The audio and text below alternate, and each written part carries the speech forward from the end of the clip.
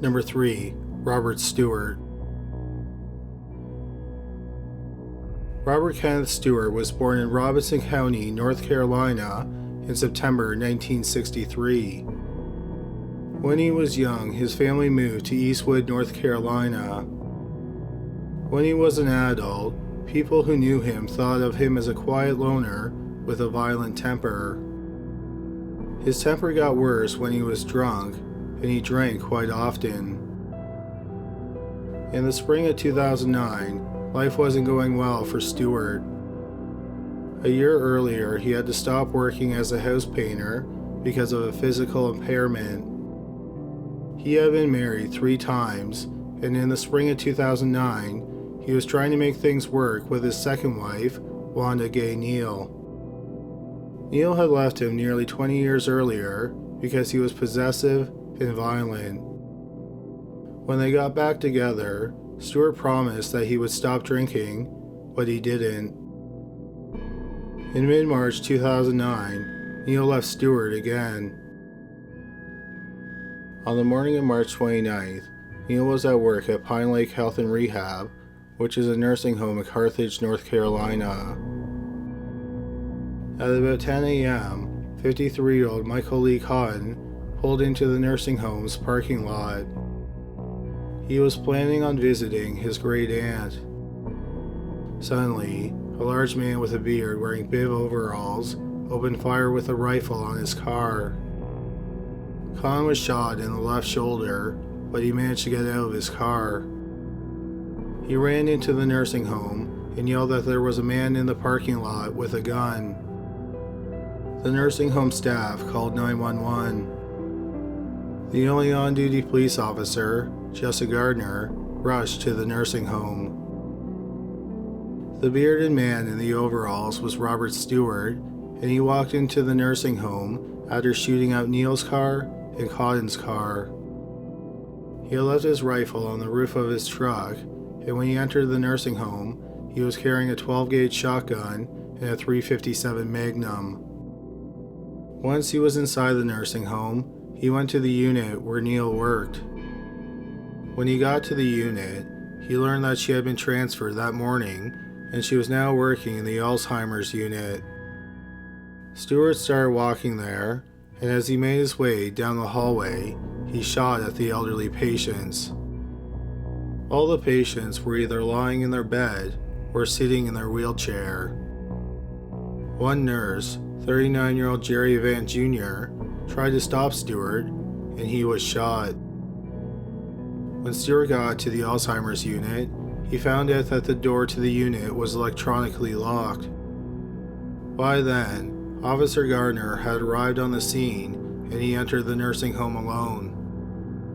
He found Stewart, aimed his gun, and told him to drop his weapon. But Stewart didn't drop his shotgun. Instead, he pointed it at Gardner. They both pulled the trigger at the same time. Stewart was hit under the left shoulder, and Gardner was hit in one of his legs and feet. Luckily, Gardner wasn't too badly injured, and he was able to arrest Stewart. As he did, Stewart kept saying, "Kill me." Robert Stewart's rampage left 8 people dead and 3 people injured. 7 of the victims were patients who ranged in age from 75 to 98, and the 8th victim was Jerry Van Jr., the nurse who tried to stop Stewart. Michael Lee Cotton, who was shot in the parking lot, and Justin Gardner, the officer who stopped Stewart, both survived. During the rampage, Wanda Gay Neal, Stewart's estranged second wife, hid in a closet in the locked Alzheimer's unit, and she escaped the massacre unharmed. Stewart went to trial at the end of summer 2011, facing 8 charges of first-degree murder. The district attorney wanted Stewart to get the death penalty. Stewart's defense was that he wasn't responsible for the massacre because he had been sleepwalking, because he had been taking the sleep aid, Ambien. His lawyer had several experts testify about reports about people doing odd things in their sleep while they were taking Ambien. This included sleep eating and sleep driving. Stewart had been taking Ambien for 2 years before the shooting. The night before the shooting, he took a high dose of Ambien.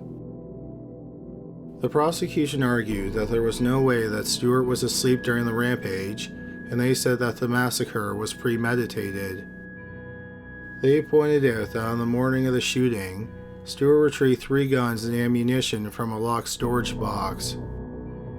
He then drove 20 minutes from his home to the nursing home, and when he got there, he found Neil's car and shot it up, and then he opened fire on Michael Lee Cotton as he pulled into the parking lot. Stewart then entered the nursing home and tried to track down Neil. As he walked through the hospital, he shot 9 people and got into a standoff with a police officer and fired a shot at him. The police also found journal entries where Stewart wrote that he thought he had prostate cancer and he thought he was going to die, so he wanted to take as many people with him as he could. In the end, the jury did not find Stewart guilty of first-degree murder, which shocked the families of the victims and the prosecution. Instead, he was found guilty of 8 counts of second-degree murder, meaning he wasn't eligible for the death penalty. The judge sentenced him to the maximum for each conviction, which was 15 years and 9 months to 19 years and 8 months to run concurrently. That means that Robert Stewart, who was 46 years old when he was arrested, will have to serve a minimum of 142 years in prison. Number 2. Gary Willis Jr. In the early morning hours of September 30th, 1986, a call came in to the 911 dispatchers in Franklin Parish, Louisiana. On the phone was 15-year-old Gary Willis Jr., who lived in Winsboro. He told the dispatcher that his parents had been shot by an intruder. The police and the paramedics arrived at the family's home a few minutes later, and they found his father, Gary Willis Sr., alive but shot. His 34-year-old mother, Pamela Willis, had been shot multiple times, and she was dead in bed. Gary Sr. was transported to the hospital, and he survived. Gary Jr. was interviewed by the police. He said that he was in his bedroom when he was awoken by the sound of gunshots, and then he saw the flashes from the gun barrel. He said that he jumped out of bed and ran towards the door. Then he said the intruder fired at him, but missed. He made it out of the house, and then he ran to the family's barn, where there was a phone, and he called 911. Nearly immediately, the police had a problem with Gary Jr.'s story. Notably, there were no signs of a break-in, and the murder weapon, a .357 Magnum, was taken out of his father's closet. The police told Gary Jr. that they considered him a suspect. They gave him a polygraph test, and they tested for gunpowder on his hand. The test showed that he had recently fired a gun. Gary Jr. was arrested, and he was charged with second-degree murder. After Gary Jr. was arrested, Gary Sr. hired a psychologist named Paul Ware to work with his son. After a few weeks, Ware said that Gary Jr. told him that all he remembered from the night of the shooting was going to bed, and then the next thing he knew, he was talking on the phone with the 911 dispatcher. Ware then concluded that Gary Jr. was sleepwalking when he shot his parents. About a month after the shooting, Ware hypnotized Gary Jr. Even under hypnosis, Gary Jr. said that he couldn't remember the shooting. Ware said that this was evidence that Gary Jr. was sleepwalking when he killed his mother and injured his father. Ware said that people cannot remember what they did while they were sleepwalking, even under hypnosis. Gary Jr.'s defense lawyer, who was paid for by his father, had a videotape recording of the hypnosis session entered into evidence. The district attorney's office was not convinced that they would be able to convict Gary Jr. of second-degree murder. Instead, they made a plea deal, and Gary Jr. pleaded guilty to manslaughter. In December 1998, he was sentenced to 5 years probation. 2 years later, Gary Jr. was arrested for violating the terms of his parole. He was given another year of probation that ran concurrent to his other sentence. At the time of the parole violations, Gary Jr. was living with his father, and he was enrolled in Northeast Louisiana University, and he was getting good grades. He was majoring in psychology. Gary Willis Jr. completed his probation term without any further problems. His current whereabouts are unknown. Number 1. Kenneth Parks. In the spring of 1987, 24-year-old Kenneth Parks, who lived in Pickering, Ontario, Canada, was incredibly stressed out.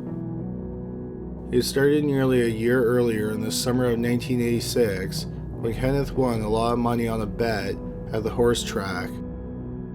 After that single win, he became addicted to gambling on horse races. It wasn't long before he had drained his family's savings account. He eventually started to embezzle money from his employer, which sold electronic goods.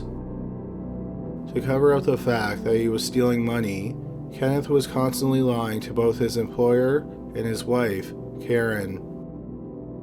This took a toll on his mental state, along with the state of his marriage. As a result, he had problems sleeping, and on average, he only slept 4 to 6 hours a night. In December 1986, Karen gave birth to the couple's first child, a girl. This only disrupted Kenneth's sleep even more.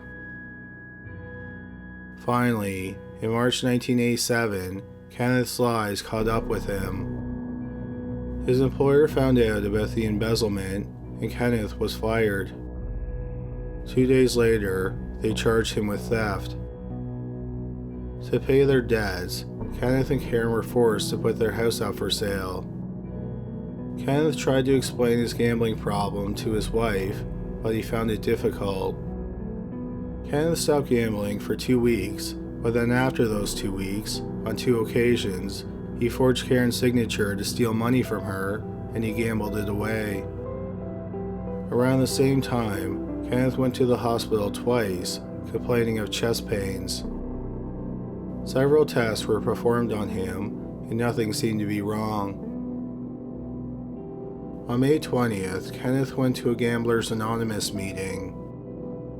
They convinced him to discuss his gambling addiction with his family and his wife's family. Kenneth had a strained relationship with his own family, but he was very close to his in-laws, Barbara Ann and Dennis Woods. He was closer to them than he was to anyone in his own family. It was decided that on May 24th, Kenneth would talk to Barbara Ann and Dennis. He was incredibly nervous about the meeting. On the night of May 22nd, Kenneth didn't sleep at all. On May 23rd, he was supposed to talk to his grandmother about his gambling addiction, but he decided to put it off until the next day. Karen was annoyed that he was putting it off, and they got into an argument. That afternoon, Kenneth left the house to go play rugby. He returned home exhausted after the 2-hour match, and then he and Karen continued to argue until Karen left for work. Kenneth watched the baby that evening, then he put her to bed, and then he sat down to watch TV. Karen got home at around 10:30 p.m. and she watched TV with Kenneth until about midnight. Kenneth didn't go to bed with her. Instead, he stayed up and watched Saturday Night Live. He said that around 1:30, he fell asleep in front of the television. Kenneth said that when he woke up, he saw his mother-in-law's face. She had a panic and horrified look on her face. Kenneth then said that he realized that he was in his in-laws' house. Barbara Ann and Dennis had younger children who slept on the second floor of the house, and Kenneth heard them crying. He remembered trying to calm them down before he ran out of the house. He got into his car and he realized he was holding a bloody knife in his hand. He dropped the knife on the floor of the car. He then started his car and drove away. He drove to the closest police station and started banging on the locked doors. An officer let him in, and Kenneth told him that he thought he had killed someone. He told the police that he thought the victims were his mother and father-in-law.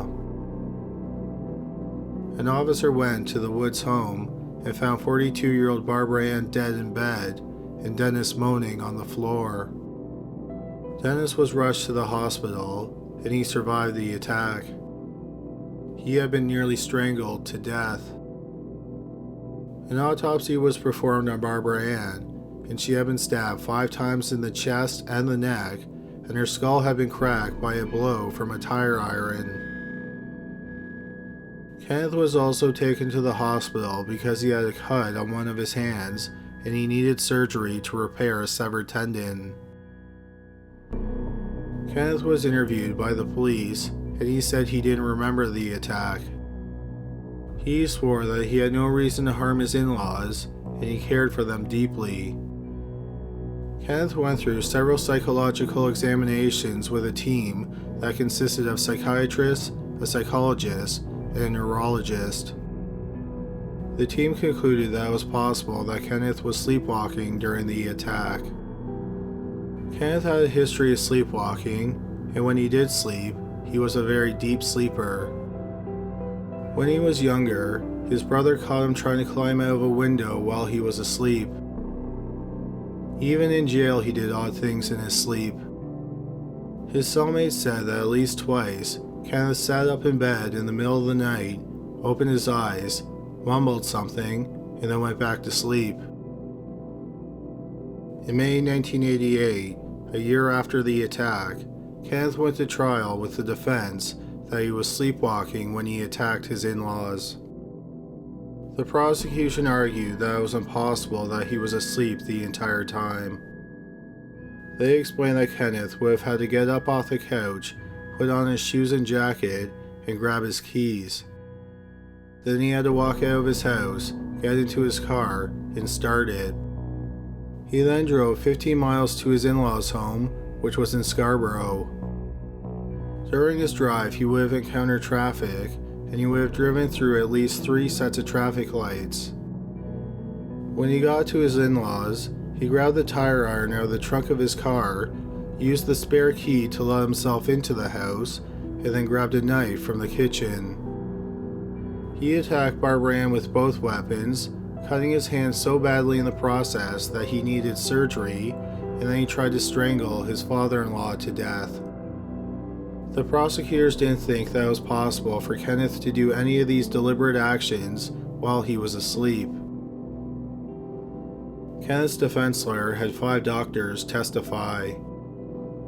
They all said that based on the amount of stress that Kenneth was under, combined with his lack of sleep, and the fact that he had a history of sleepwalking, it was very possible that he was asleep the entire time. The defense also pointed out that Kenneth loved his in-laws and he had no reason to hurt them. Kenneth was ultimately acquitted of Barbara Ann's murder. He went to trial again a short time later for the attempted murder of Dennis. Once again, he was acquitted. The verdict on the murder charge was appealed to the Supreme Court of Canada in 1992. The Supreme Court upheld the ruling, and Kenneth remained a free man. During his trial, Karen stayed with Kenneth, and she supported him. However, they got divorced not long after Kenneth was acquitted. Sometime after his trials, Kenneth moved to Oshawa, Ontario, and he had 5 more children. In 2009, he caused a bit of a stir when he ran to be a trustee on the Durham District School Board. He failed to get elected, and he has since stayed out of the public eye. Thanks a lot for watching today's video. Hopefully you found it interesting. If you did, please give us a thumbs up and subscribe for more videos just like it.